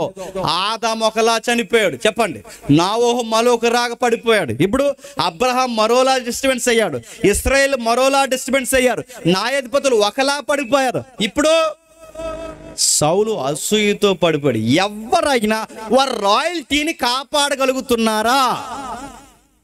ఒక మనిషి మరొక మనిషికి మంచిని అందించలేకపోతున్నారు. ఈ ప్రకృతిలో సరి అయిన పరిపాలన చేయలేకపోతున్నారని బైబుల్ ఘంటాపథంగా చెబుతుంది. ఇశ్రాయేలుకి 2వ రాజు వచ్చాడు అధికారికంగా. ఆ ఇశ్రాయేలుకి 2వ రాజు ఎవరు చెప్పండి? దేవుడు ఇష్టపడిన రాజు ఎవరు? దావీదు వచ్చాడు. దావీదు వచ్చి ఏమి ఎరగదీశాడంటే, ఈ మాట అంటాను బాధపడకండి, దావీదంతటి వాడిని దేవుడు రాజుని చేస్తే పక్కోడు కొంప పాడు చేస్తాడు. ఏం చేశాడు? ఒక అమాయకుడి సంసారాన్ని నిలువెల్లా చిదివేశాడు. ఒక మంచోడిని తన యుద్ధంలో ముందు వరుసలో పెట్టి చంపించేశాడు. అతని కౌగిట్లున్న భార్యని తన ప్యాలెస్కి రప్పించుకున్నాడు. ఎవడికి తెలియదు అనుకున్నాడు, దేశాన్ని నమ్మించాను అనుకున్నాడు, ఎప్పటిలాగే రాజవస్త్రాలు వేసి కూర్చున్నాడు, ఇక ఎవడికి తెలియదు అనుకున్నాడు. దేవుడు ఒక ప్రవక్తను పంపించాడు. ఆ ప్రవక్త పేరు నాతాను. ఆ నాతాను వచ్చి ఇలా అన్నాడు, అయ్యా మన రాజ్యంలో చాలా అన్యాయం జరుగుతుంది, చిన్న పెట్ట కథ చెప్పాలి, చెప్పమంటారా అన్నారు. చెప్పండి అన్నారు. ఏమీ లేదయ్యా, మన దేశంలో ఒక బలిసినోడు బాగా బలిసి కొట్టుకుంటున్నాడు అన్నాడు. ఒక అమాయకుడు నిలువెల్లా చిదివేశాడయ్యా. అమాయకుడు ఒక గొర్రె పిల్ల ఉంది, ఈ బలిసినోడు పెద్ద ఇంది పెట్టుకోవాలనుకున్నాడు, ఆ ఇందికి గొర్రె పిల్ల కావాలనుకున్నాడు. ఈ బలిసినోడికి చాలా గొర్రెల మందలు ఉన్నాయి, ఆ గొర్రెల మందలో ఏ గొర్రె నచ్చలేదట. బంగారు బొమ్మలా పెంచుకుంటున్న ఆ బంగారంలా పెంచుకున్న ఆ కూతురు లాంటి గొర్రె పిల్లని ఆ అమాయకుడి దగ్గర నుంచి లాగేసుకున్నాడు. చివరికి ఆ అమాయక గొర్రె పిల్లని చంపేసడానికి కానీ సింహాసనం నుంచి ఇలా సీరియస్ అయిపోయి ఎవడాడని అడిగాడట. ఆడెవడో నా ఆస్థానంలో ఆడ జరుగుతుందో ఎవడని అడిగితే మామాటం లేకుండా నాతాన ప్రవక్త ముఖం మీద చేయబెట్టేలా అన్నాడట. ఆ బలిసినోడు ఎవడో కాదు, అది నువ్వే అన్నాడట. ఉలిక్కి పడిపోయాడు. అవును, ఆ అమాయకుడు ఉరియా, ఆ గొర్రెపిల్ల బెచ్చబా, ఆ బలిసినుడు నువ్వు. దీనికి తీర్పు ఏమిస్తావంటే తెలియక అంతకు ముందు ఇచ్చిన తీర్పు ఏంటంటే ఆ గొర్రెకి ప్రతిగా 4 గొర్రెలు చచ్చిపోవాలన్నాడు. మీరు తర్వాత దావీదు చరిత్ర మీద చదవండి. దావీదు కుటుంబంలో నిజంగానే 4 కంటిన్యూగా చచ్చిపోయారు. కంటిన్యూగా 4 చనిపోయారు. ఎందుకు? అక్కడ జరిగిన అన్యాయానికి. చివరికి దావీదేమాడు తన రాజరికాన్ని తగ్గించుకున్నాడు, అడవుల పాలైపోయాడు, చెప్పులు లేకుండా అడవుల్లో తిరిగాడు. సిమి లాంటి పనికి మాలినోళ్ళు కూడా దావీదు మీద నోరిచ్చరవడం స్టార్ట్ చేశారు. వానపాముల లాంటి కూడా దావీదు మీద పడగలెత్తారు. దావీదు పక్కనున్న సైన్యాధిపతులు అన్నారు, అయ్యా ఒక్కసారి నువ్వు పర్మిషన్, ఒక్కొక్కరిని ముక్కలు నరికేస్తావు అంటే అప్పుడు దావీదు ఏమన్నాడు, ఇది వాళ్ళ సమయము, దేవుడు నన్ను పట్టి అప్పగించాడు, ఎవరిని ఏమి అనకండి, ఇది నేను మోయవలసిన భారము, ఇప్పుడు నేను రాజుని కాదు, మాట పడవలసిన దేవుని దాసుని అని తనను తాను తగ్గించుకున్నాడు. బాధపడ్డాడు, పశ్చాత్తాపడ్డాడు. చనిపోయేంత వరకు ఆ బాధలో కొట్టిమిట్టాడుతున్నాడు దావీదు. మీకేమర్థమవుతుంది చెప్పండి? సౌలు ఒకలా పడ్డాడు, దావీదు ఒకలా పడ్డాడు. ఆ తర్వాత దావీదుకి తెలివైన వాగ్దాన పుత్రుడు వచ్చాడు. ఎవరు చెప్పండి? సొలొమోన్. ఏం చేశాడు చెప్పండి? ఏం చేశాడు? అన్ని తెలివితేటలను కలిపి ఆయన ఏం చేశాడు తెలుసా? 1000 మందిని పెళ్లి చేసుకున్నాడు. అఫీషియల్ 700, అన్అఫీషియల్ చెప్పండి 300. మొత్తం ఏం చేశాడు? రాజరికం పొత్తులు పెట్టాడు, అన్ని పెట్టాడు. సొలొమోను ఎంత ఎత్తుకు ఎదిగాడంటే మీరు గుర్తుపెట్టుకోండి, సొలొమోను మాటలు వినడానికి తూర్పు దేశాల నుంచి జ్ఞానులు వచ్చారట వినడానికి. ఎక్కడో ఆఫ్రికా ఖండం నుంచి శాబా దేశపు రాణి వచ్చిందట. అందరు వచ్చి సొలొమోను ప్యాలెస్లో నిలబడి అన్నారట, మీ ఇంట్లో పనులుగా ఉండిపోయినా బాగున్ను, ఎంత జ్ఞానం చెబుతున్నావు, మా సింహాసనం వదిలేసి మీ ఇంట్లో వంట వార్పు చేసి నువ్వు తిన్న కంచాలు ఎత్తి ఇంతకన్నా ధన్యత మాకు లేదన్నారు. అంత ఎత్తుకు ఎదిగిపోయాడు. ఎవరు? సొలొమోన్. అంటే సామంతులు, స్థితిగతి కలిగిన వారు అందరూ సొలొమోను పొగడారు. కానీ విషయం ఏంటి చెప్పిన, సొలొమోను మాటలు అందరూ వినేవారు. సొలొమోను మాటలు రాజులు, జ్ఞానులు, అధిపతులు అందరూ వినేవారు. కానీ చివరికి రోజులు ఎలా మారిపోయాయంటే సొలొమోను మాటలు వినే రోజులు పోయాయి, సొలొమోనే భార్యలు మాటలు వినే రోజులు వచ్చేసాయి. సొలొమోను మాటలు వినే రోజులు పోయాయి, భార్యల మాట వినే రోజు వచ్చాయి. చివరికి వీళ్ళు ఏం చేశారు? పూర్తిగా విగ్రహారాధకుడిగా మార్చేశారు. ఎవరిని? సొలొమోను కూడా డిస్టర్బెన్స్ అయిపోయింది. జాగ్రత్తగా వినాలి, మర్చిపోకండి. ఆ తర్వాత దేశం ఏమేమో తెలుసు? రెహబాము చెప్పండి. యరాబాము అంటే పనికి మాలినోడు, ఒకడు కూలోడు, ఒకడు కొడుకు. వీళ్ళిద్దరూ కలిసి దేశాన్ని 2 ముక్కలు చేశారు. వీళ్ళిద్దరు కలిసి దేశాన్ని 2 ముక్కలు చేస్తే ఒకటి ఉత్తర భూభాగం అయిపోయింది, 2 దక్షిణ భూభాగం అయిపోయింది. ఉత్తర భూభాగంలో 10 గోత్రాలు ఉండిపోయాయి, దక్షిణ భూభాగంలో 2 గోత్రాలు ఉండిపోయాయి. దేశం 2 ముక్కలు అయిపోయింది. ఉత్తర భూభాగానికి ఒక 21 మంది రాజులు, దక్షిణ భూభాగానికి ఒక 20 మంది రాజులు లేదా 21 మంది రాజులు. సుమారు అటు ఇటుగా కలుపుకుంటే 42 మంది రాజులు 2 జాతుల్ని పరిపాలించి దేశాన్ని ఏం చేశారో తెలుసా? పూర్తిగా విగ్రహారాధన దేశంగా మార్చేశారు.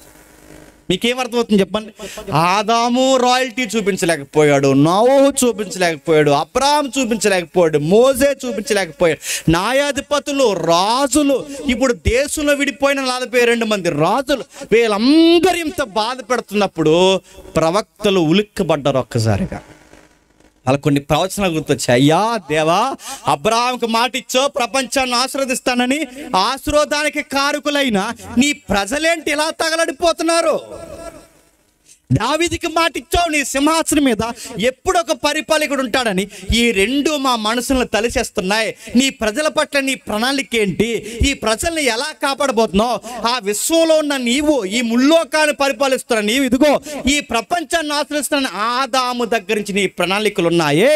అబ్రాహాము సంతానం ద్వారా ఆశీర్వదిస్తారన్నావే, దావీదు సింహాసనం ద్వారా ఆశీర్వదిస్తారన్నావే. ఎట్లా ఆశీర్వదిస్తున్నావయ్యా మాకు అర్థం కావట్లేదు. ఈ పనికి మాలిన కుంపటి రాజకీయాలు, ఈ ఉమ్మడి రాజకీయాలు ఈ దేశాన్ని ఇలా పాడు చేస్తున్నప్పుడు, ఈ ప్రపంచం బాగుపడాలంటే నాయకత్వం కావాలి, రాజు కావాలి. ఎలా వస్తున్నాడయ్యా రాజు మాకు అర్థం కావట్లేదు అన్నప్పుడు సరిగ్గా టైంలో పరిశుద్ధాత్మ ప్రేరణతో ప్రవక్త నోట దేవుడు ప్రవచనాలు చెప్పడం ప్రారంభించాడు. ఏం చెప్తున్నాడు ఒక్కసారి యెషయా గ్రంథం మొదటి అధ్యాయం మొదటి వచనం రండి ఒకసారి. యెషయా గ్రంథం ముగిద్దాం త్వరగా. యెషయా గ్రంథం మొదటి అధ్యాయం మొదటి వచనం. యెషయా గ్రంథం మొదటి అధ్యాయం మొదటి వచనం. ఉజ్జియా, యోతాము, ఆహాజు, ఉజ్జియా, యోతాము, ఆహాజు, హిజ్కియాను యోధా రాజుల దినములలో యోధాను గూర్చి, యెరూషలేమును గూర్చి ఆమాజు కుమారుడగు యెషయాకి కలిగిన దర్శనం. బాగా వినండి. యెషయా గ్రంథం ఒక పట్టాన్ని ఎందుకు అర్థం కాదు చెప్పనా? బాగా వినాలి. యెషయా గ్రంథం ఒక పట్టాన్ని అర్థం కాకపోవడానికి కారణం ఆ సమకాలీన పొలిటికల్ సైన్స్ తెలియకపోతే అర్థం కాదు. పొలిటికల్ సైన్స్ అంటే ఆ సమకాలీన రాజకీయం తెలియకపోతే అర్థం కాదు. యెషయా బాగా వినండి. యెషయా ప్రవక్తలలో చాలా పేరు మోసిన ప్రవక్త. అంటే ఆయనకి ఆ రోజుల్లో రాజకీయం, రాయల్ లాంగ్వేజ్ అంటే బాగా తెలిసిన ప్రవక్త ఎవరైనా ఉన్నారంటే చెప్పండి. యెషయా అంటే ఆయన రాజు కుటుంబం నుంచి వచ్చిన వాడని చరిత్ర చెప్తుంది. ఆయనకి రాజకీయాల గురించి తెలుసు, పొలిటికల్ సైన్స్ అంటే ఏంటో తెలుసు. అందుకే ఆయన రాస్తున్న ఆ అధ్యాయాల కూర్పు పట్టాన్ని అర్థం కాదు. పైగా యెషయా గ్రంథాన్ని ఏమన్నా తెలుసా? దాన్ని మినీ బైబిల్ అన్నారంటే 66 పుస్తకాలు బైబిల్ అయితే యెషయా గ్రంథం కూడా ఎన్ని అధ్యాయాలు? ఇది చిన్న సైజు బైబిల్ అంటారు. అంటే మొత్తం చరిత్ర, జరిగిన చరిత్ర, జరుగుతున్న చరిత్ర, జరగబోయే చరిత్ర, ఇంత సైన్స్ తెచ్చి యెషయా గ్రంథంలో పొయిటిక్ గా కావ్య భావ పద్య భాగంలో రాశాడు గనకే ఓ పట్టాన్న యెషయా గ్రంథం అర్థం కాదు. అందుకే ఆయన ఇంట్రడక్షన్ లో ఏమంటున్నాడు చెప్పండి? రాజుని జ్ఞాపకం చేస్తున్నాడు. ఉజ్జియా వెళ్ళిపోయాడట, యోతాము వెళ్ళిపోయాడట, ఆహాజు వెళ్ళిపోతున్నాడట, హిజ్కియా వెళ్ళిపోతున్నాడట. ఈ యూదుల రాజుల దినములలో ఆయనకి దర్శనం. అంటే రాజకీయం ఇజ్రాయేల్ యోధా దేశంలో ఈటెక్కిపోతున్న సమయంలో ఆ రాజకీయానికి చెంప మీద చెల్లు అనిపించడానికి ప్రవచనాలు యెషయా దగ్గరికి వచ్చాయంట. అంటే ఏం చెప్పాలనుకుంటాడు యెషయా? ఏదో చెప్తున్నాడు చూడండి. యెహోవా మాట్లాడుచున్నాడు, ఆకాశం ఆలకించుము, భూమి చెవియొగ్గుము. నేను పిల్లలను పెంచి గొప్పవారినిగా చేసితిని, వారు నా మీదకి తిరగబడి ఉన్నారు. ఎద్దు తన కామాందు నెరుగును, గాడిద సొంత వాణ్ణి దొడ్డు తెలుసుకొనును. ఇశ్రాయేలుకి తెలివి లేదు, నా జనులు యోచింపరు. ఏమంటారు చెప్పండి? ఏమంటున్నాడు చెప్పండి? గాడిదకున్న ఇంకిత జ్ఞానము, ఎద్దుకున్న ఇంకిత జ్ఞానము, గాడిదకి ఎద్దుకున్న ఇంకిత జ్ఞానం నా పిల్లకి లేదు. అంటే దాని అర్థం ఏంటి? గాడిదకి యజమానుడు ఉన్నాడని గాడిదకి తెలుసు, ఎద్దుకి యజమానుడు ఉన్నాడని ఎద్దుకి తెలుసు. కానీ నేను వీళ్ళకి యజమాని అన్న సంగతి చెప్పండి నా పిల్లలకు తెలియట్లేదు. వీళ్ళ యజమానులు ఏమనుకుంటారంటే ఎరుగు పొరుగు వాళ్ళు, పక్కింటి వాళ్ళు, మనలో మనకి అధికారులు అనుకుంటున్నారంటే ఉజ్జియా, యోధా ఎవరైతే ఉన్నారో, యోతాము, ఆహాజు, వీళ్ళే మనకి యజమానులు అనుకుంటున్నారో తప్ప ఈ రాజు దిగిపోతూ ఇంకో రాజు వస్తాడని ఎదురు చూస్తున్నారు తప్ప అసలు వీళ్ళకి రాజుని నేనే అన్న సంగతి నా బిడ్డలకి అర్థం కావట్లేదు. ఎద్దుకు అర్థమైంది యజమానుడు ఉన్నాడని, గాడిదకి అర్థమైంది యజమానుడు ఉన్నాడని, కానీ నా పిల్లలకి యజమానుడు నేనే అన్న సంగతి తెలియక ఈ రాజకీయ జెండాలు మోసుకుంటూ తిరుగుతున్నారు. నేను అప్పటికే చెప్పాను, వీళ్ళకి మొట్టమొదటి రాజు ఎక్కుతున్నప్పుడే చెప్పాను, రే ఓ పట్టాన్న ఎవడో మీకు మంచి పరిపాలన ఇవ్వడరా, నా మాట వినండ్రా అని వీళ్ళకి చెబితే వీళ్ళ బుర్రలకు ఎక్కలేదు. ఈ రోజు 2 మొక్కలు అయ్యారు. వీళ్ళ ఉత్తరానికి పోయారు, దక్షిణానికి పోయారు. ఎప్పటికన్నా మాట వినండ్రా. మీరు ఎలా మాట వినకపోతే మీ కొమ్ములు విరిసేయడానికి, మీ రాజకీయాన్ని ఇరిసేయడానికి, మీ రాజుల్ని మట్టి కలిపేయడానికి మీ పక్క నుంచి ఇంకొక రాజ్యాన్ని తీసుకొస్తున్నాను రా అని చెప్పాడు. ఆ పక్క నుంచి వచ్చే రాజ్యం పేరే అసూరు సామ్రాజ్యం. ఏ సామ్రాజ్యం? సూత్రం మర్చిపోకండి. మీకు అర్థమైపోయినా అర్థమైనట్టు చూడండి. చివరికి కలిసి కన్నా అర్థమైతే చెప్తున్నాను. ఏం జరుగుతుంది? 7వ అధ్యాయం 17వ వచనం చూడండి ఒకసారి. 7వ అధ్యాయం 17వ వచనం. యెహోవా నాబాద్యాకు ఎలాగూ సెలవిచ్చెను, నీ దేవుడనే యెహోవా వలన సూచనను అడుగుము, అది పాతాళము 7వ అధ్యాయం 17వ వచనం. యెహోవా నీ మీదికిని నీ జనుల మీదకిని నీ పితరుల కుటుంబం మీదకిని నీ పితరుల కుటుంబం వారి మీదకిని శ్రమ దినములను ఎఫ్రాయిము యోధా నుండి తొలగిన దినము మొదలుకొని నేటి వరకు రాని దినములను రప్పించును. ఆయన అష్షూరు రాజు ఆడి పేరేంటట? అష్షూరు సామ్రాజ్యం. మళ్ళీ వినండి, అష్షూరు సామ్రాజ్యం అంటే ఈ ప్రపంచంలో ఉన్న అతిపెద్ద భయంకరమైన సామ్రాజ్యాల్లో ఒక సామ్రాజ్యమే అష్షూరు సామ్రాజ్యం. జాలి, దయ, కనికరం, ఆడ మగ చిన్న పిల్ల వృద్ధులు ఏం తేడా ఉండదు. అడ్డొస్తే ఎవరినైనా బతుకుండగానే చర్మం ఒలిసి లోపల అవయవాలు పీకేసి చంపి పడేసే నరమేధం కలిగిన వారే అష్షూరు సామ్రాజ్యం. మీకు డౌట్ ఉంటే ఆ గూగుల్ని అడగండి, అష్షూరు వార్స్ అని అడగండి, బొమ్మలతో సహా మీకు గూగుల్ చూపిస్తారు. వాళ్ళ మనుషులు ఎలా చెప్తారు చెప్పినా, ఇదే టౌన్ అనుకోండి, ఇది పట్టణం అనుకోండి, ఈ పట్టణంలో ఉన్న రాజుకు ముందు వార్నింగ్ ఇస్తాడు, ప్రజలకు వార్నింగ్ ఇస్తారు. మీరు మాట విని మీ డబ్బు, ధనము, మీ ధాన్యము, మీ మానము సరిగ్గా మేము చెప్పినట్టు ఇస్తే సరే, ఇవ్వకపోతే ఎలా ఉంటుందని ఈ ఊరికి వెలుపుల గవిల చివరిన ఒక టెంట్ వేసి ఆ టెంట్ ముందు ఒక రాడ్ ఎట్టి ఆ రాడ్ ముందు బతుకుండగానే మనిషి చర్మాన్ని ఒలిచేసి ఆ ఒలిచేసిన చర్మం ఇలా రక్తం కారుతుండగా వాడి కింది నుంచి ఆ సోలాన్ని గుచ్చేసి ఇటు శిరస్సు నుంచి బయటకు వచ్చి ఆ పైన వేలాడదీసి మాట వినకపోతే రాజుకి మీకు ఇలా జరుగుతుందని మాస్ వార్నింగ్ ఇస్తారు. 2 వార్నింగ్ అని చెప్తున్నా, గర్భిణీ స్త్రీలు ఎవరైతే ఉన్నారో వాళ్ళ మానాల్లో కత్తులు పెట్టి కింద నుంచి పైకి తీరి ఆ బిడ్డను బయటికి లాగి బండకేసి కొట్టి మీ నెక్స్ట్ జనరేషన్ ఇలా చంపి పడేస్తామంట. అంటే వాళ్ళకి జాలి ఉండదు, దయ ఉండదు. ఇలాంటి వారు ఇప్పుడు ఎవరి మీదకి వస్తున్నారు? యోధా మీదకి వస్తున్నారు, ఇజ్రాయెల్ మీదకి వస్తున్నారు. ఇప్పుడు ఇజ్రాయెల్ కంగారు వచ్చింది. ఎలాంటి కంగారు వచ్చిందంటే 7వ అధ్యాయం మొదలు వచ్చింది చూడండి. యోధా రాజు అయిన ఉజ్జియా మనవడును యాతాము కుమారుడైన ఆమోజు. నేను చదువుతాను. యోధా రాజు అయిన ఉజ్జియా మనవడును యాతాము కుమారుడైన ఆహాజు దినముల్లో సిరియా రాజు అయిన రెజీనును ఇశ్రాయేల్ రాజు అయిన రెమల్యా కుమారుడైన పెకాహును యుద్ధము చేయవలని యెరూషలేము మీదకి వచ్చారు, కానీ అది వారి వలన కాకపోయినప్పుడు సిరియానీలు ఎఫ్రాయిమీలు తోడు చేసుకురని దావీదు వంశస్థులకు తెలియబడగా గాలికి అడవి చెట్లు కదిలినట్లు వారి హృదయాలను వారి జనుల హృదయాలను కదిలిను. ఏమర్థమైంది? ఏం అర్థం లేదని అర్థమైంది. ఏముంది అక్కడ? ఒక పొలిటికల్ సైన్స్ ఉంది, అంటే ఒక రాజకీయం ఉంది. ఏముంది? 3 దేశాలను, ఒకటి సిరియా, ఇజ్రాయెల్, యోధా. ఏంటి? సిరియా, ఇజ్రాయెల్, యోధా. ఈ సిరియా, ఇజ్రాయెల్, యోధా 3 దేశాలు ఉన్నాయి. 3 దేశాలకి 3 రాజులు ఉన్నారు. ఆ 3 రాజుల పేర్లు అంటే సిరియా దేశానికి రెజీన్ రాజు, ఇజ్రాయెల్ దేశానికి పెకాహు రాజు, యోధా దేశానికి రాజు ఆహాజు రాజు. 3 దేశాలు, 3 రాజులు. ఎందుకు ఇవన్నీ మాకు చెప్తున్నారు? తూర్పు దేశపు జ్ఞానులు ఎందుకు వచ్చారో మనకి తెలియాలి. మర్చిపోద్ది, వీటన్నిటికీ లింక్ ఉంది. అయితే ఈ 3 దేశాలకి 3 రాజులు ఉన్నారు. ఈ 3 దేశాలకి ఇప్పుడు భయం పట్టుకుంది. ఏం భయం పట్టుకుంది? ఈ 3 దేశాలని మింగేసేవాడు పైనుంచి వస్తున్నాడు. ఎవడాడు? అష్షూరు.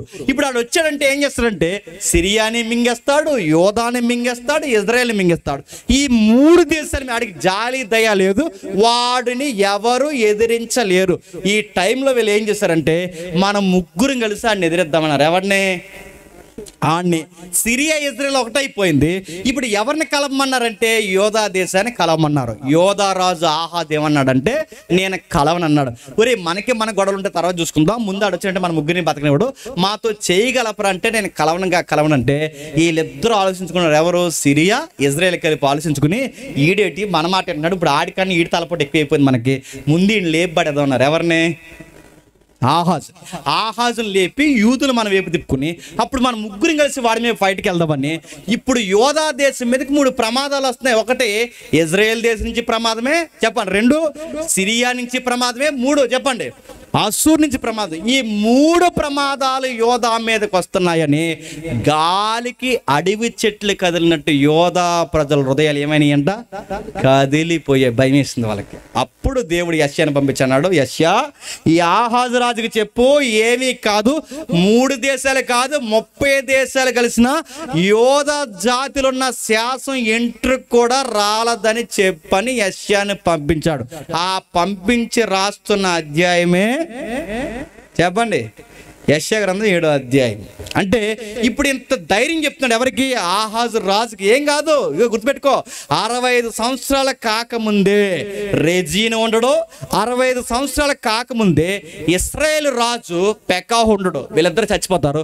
యోధా ఎప్పటికీ ఉంటుంది. ఎందుకు ఉంటుందంటే, అబ్రహాముకి మాట ఇచ్చాను, చెప్పండి, దావీదుకి మాట ఇచ్చాను, ఈ సింహాసనం మీద నా యోధ సంతానం పరిపాలించడానికి ఉంటుందని మాట ఇచ్చాను. ఏమీ కాదు, నువ్వు ధైర్యంగా ఉండవయ్యా, ఏమీ కాదనడానికి నీకేమన్నా చూసిన కానీ కావాలేమో, ఆ గుర్తు నేను ఇస్తాను, అడగవయ్యా అని ఆహాజుని అడగమన్నాడు యెషయా ద్వారా దేవుడు. అప్పుడు ఆహాజు ఏమన్నాడు ఒకసారి మీరు చూడండి, ముగిద్దాం.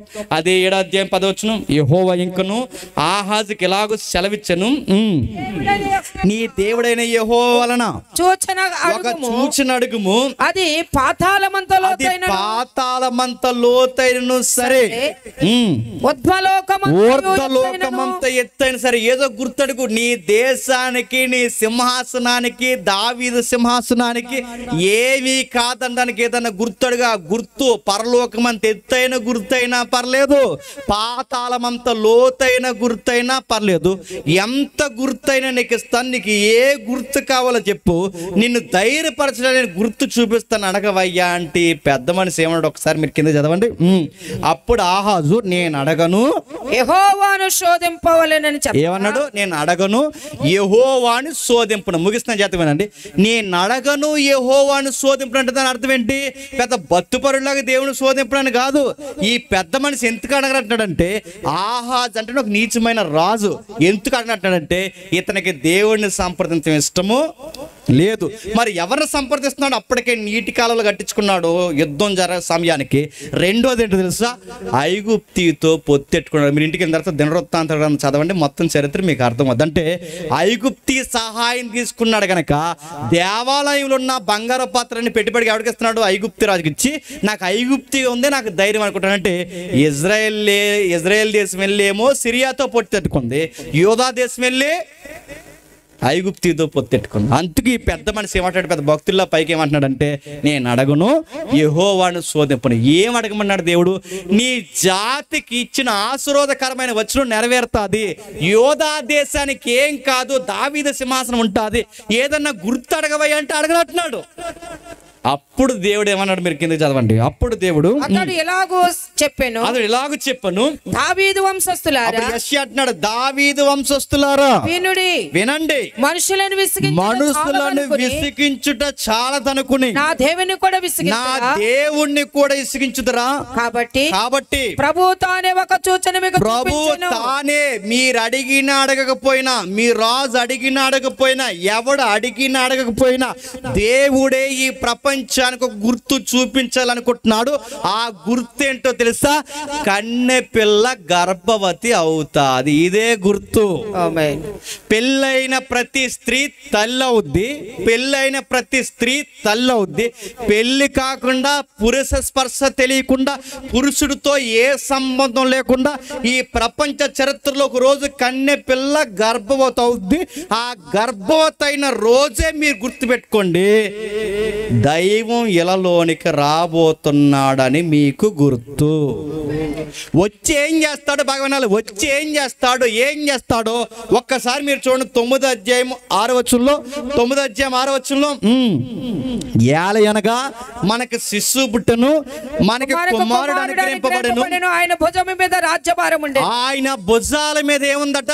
రాజ్యభారం ఉండెను. గట్టిగా చెప్పండి, ఆయన భుజాల మీద ఏముందట? రాజ్యభారం ఉండెను. రెండోసారి చెప్పండి, ఆయన భుజాల మీద ఏముందట? రాజ్యభారం ఉండెను. మూడోసారి చెప్పండి, ఆయన భుజాల మీద ఏముందట? రాజ్యభారం ఉండెను. ఇప్పుడు జాగ్రత్తగా ఉండండి, ఆయన భుజాల మీద ఏముందో చెప్పనా? ఆదాము మోయలేని రాజ్యభారము, నోవహు మోయలేని రాజ్యభారము, అబ్రహాము, మోసే, న్యాయాధిపతులు, రాజులు మోయలేని లేని రాజ్యభారము, ప్రపంచంలో ఎవడు సరి అయిన పరిపాలన అందించలేని ఈ ప్రపంచ రాజకీయ భారం అంతా భుజాల మీద పుట్టిన ఒకే ఒక్క రాజు ఎవరు చెప్పండి? నజరుడైన యేసుడు. ఆయన ఎందుకు పుట్టాడు? ఈ ప్రపంచాన్ని బాగు చేయడానికి పుట్టాడంటే ఈ ప్రపంచంలో ఒక మనిషి మరొక మనిషిని పరిపాలించలేడు. ఒక మనిషి మరొక మనిషికి రాజు అయితే వాడు కొడుకులు వాడు మనవల్లో బాగుపడతారు, జాతి బాగుపడతారు తప్ప అందరినీ సమానంగా చూసే రాజు ఈ ప్రపంచంలో ఒక్కడైనా ఉన్నాడా?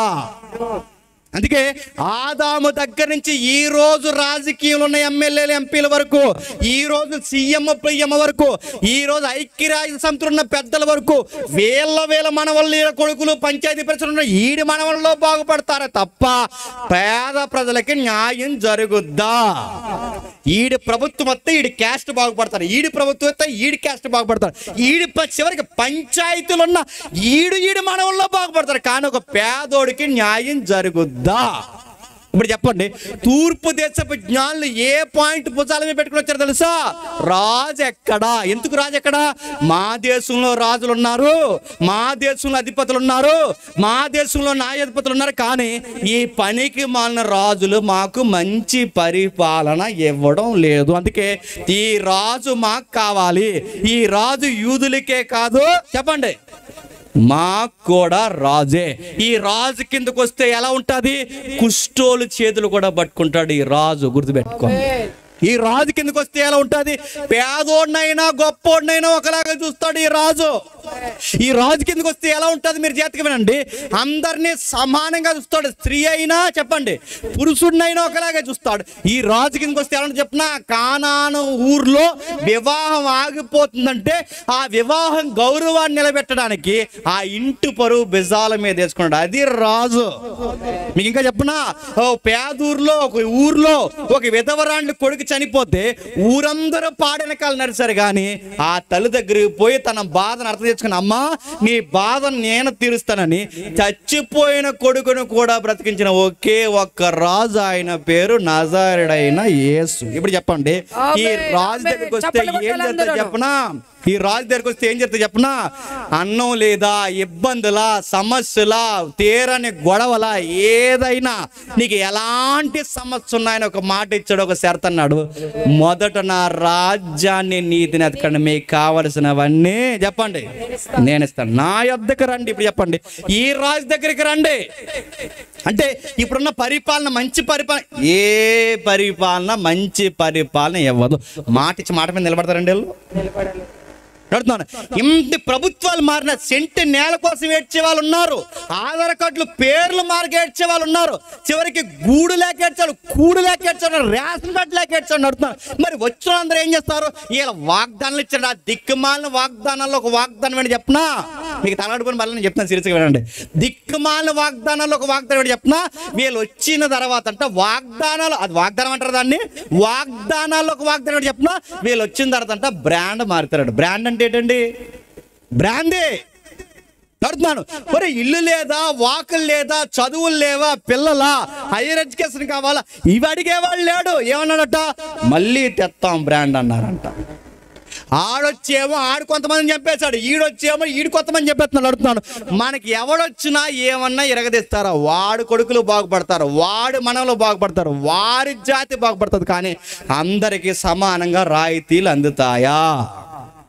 రాజు అంటే చెప్పనా?